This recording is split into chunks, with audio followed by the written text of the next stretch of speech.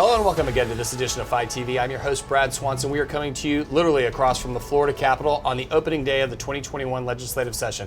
All sorts of new protocols are in place, obviously, for the COVID pandemic this year.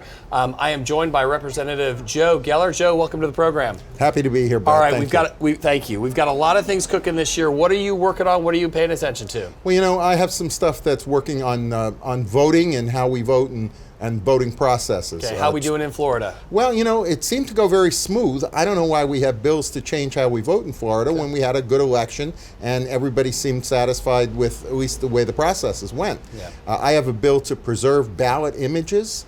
We think it's an important part of the chain of custody to be able to help in case there's a challenge or there's a recount. We allow them to be used. We want them required to be kept. And then my other one related to it, I'm a sponsor of the National Popular Vote Interstate Compact, which would mean that the states can, when we get to 270, can direct our electors to vote for whoever won the national popular vote, or as they call it in every other democracy around the world, the vote.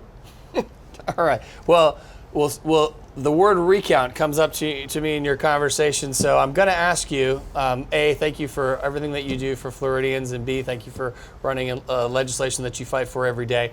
But what does Joe Geller stream when you're not in the legislature fighting for the free world? Gotta tell you, you know, I was involved with that 2000 recount. There was a reference to it actually this morning, and you know, it wasn't a bad thing. The 2000 recount, I would have rather it come out different than it did, but the fact is it showed that things worked in this state.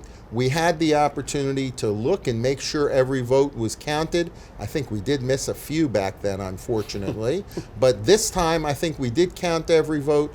The system's working, and like they say, if it ain't broke, don't fix it. So I think we could use a little around the edges, but by and large, we don't need wholesale revisions to our election code. Works just fine. Well, the Geller family has been long involved in Florida elections, and we thank you for coming on FiTV today and sharing with us the bills you're working on. Brad, my pleasure. Appreciate it. Keep up the good Hang work. on one Thank second. you, guys. That's all the time we've got for this episode of FiTV.